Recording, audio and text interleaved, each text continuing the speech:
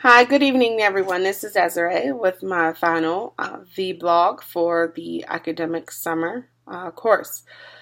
I chose to look at distance best practices for distance education through the 12th kindergarten through 12th grade sector. I teach fourth grade, and most of my work has been in the K through 12 sector, so it just came a little bit easier to me. But before I began to research best practices for distance education, I wanted to see exactly what the definition of best practices was. And defining best practices website said that best practices are existing practices that already possess a high level of widely agreed effectiveness. And I really like the word high level in there, because anytime you're doing something with students, you want to make sure that you have a high level of material, a high level of rigor for students to really truly grasp the concepts.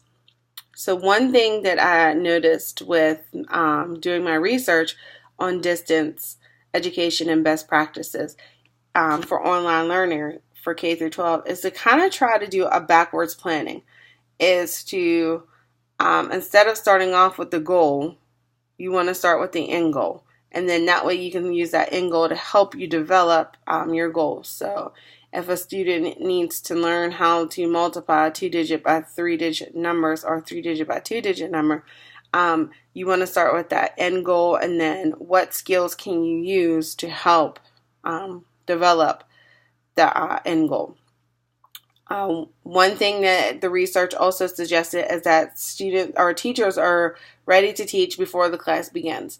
Knowing the concepts, knowing the standards, knowing what materials you're using, knowing the technology that you're using in the online class, and not waiting until the last minute and class starts. I'm a very big component about that. I always take the last 2 weeks of summer break to go back into that curriculum, check those standards, see what's changed, what hasn't changed, and kind of reflect on what can I do different this year using the curriculum than what I did last year. So being ready before that first class takes place.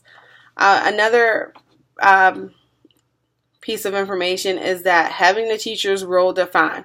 What is it that this teacher is going to be required to do? We all know as teachers, we like to know exactly what it is we have to do and when we have to do it. So clearly defining those roles. Is the teacher going to be the facilitator? Is the teacher just going to be a guidance? Is the teacher, so what is that teacher's role? Setting up the communication. Explaining to students how the communication is going to work, whether it's email, Google Hangouts, announcements, in the Blackboard or in the Moodle. So really just telling students exactly what the communication is, especially for an elementary or a middle school student who this may be a little bit new to them, completing an online module or online classroom. So really setting and defining and building those foundations as to exactly how this course is going to work and exactly what the expectations are. And the very important thing is that the school ensures adequacy of technical and physical plant facilities, including appropriate staffing and technical assistance to support offered programs. So having a technical support, having a help desk, having something that gives students and parents a place to go if they have trouble accessing the online classroom, if they're not certain how to hook the computer information up. So having that person or persons there to help support students at home is a great tool. I came across a research study that was done for building best practices in distance education in K through 12 schools. And how they developed their plan is that they took the best practices from 5 different areas of the schools, and they broke them down into those. So the 5 areas are school context or commitment. The second one is curriculum and instruction. The third area was faculty support. The fourth area was student support. And the fifth area was assessment and evaluation.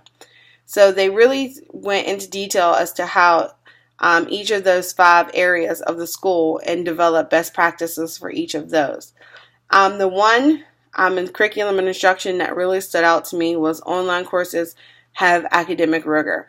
I don't care if it's an online course, if it's in a classroom, you must have academic rigor to give students the opportunity to succeed. If we're just giving them things that are basic, we're going to lose them because they're not engaged in the learning, and B, we're not going to give them a chance to build success. So having an academic rigor is a must when it comes to curriculum and instruction. One of the best practices for school context and commitment is that there's a coherent plan for students to have all of the materials.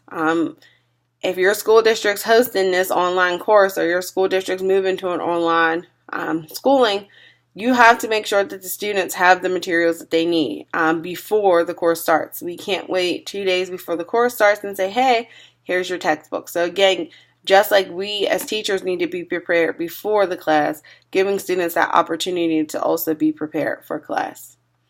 And then for the faculty support, it's just interaction between instructor and student. It needs to be reflected upon.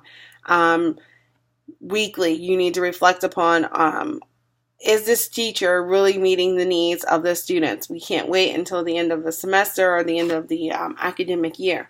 So really reflecting upon that student-teacher interaction, communication is a great way to continue to make improvements in the best practices of distance education and making sure that students are meeting the needs and students are getting exactly what they need.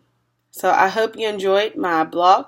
Again, it was a pleasure working with you, and I hope you all have a great rest of the summer.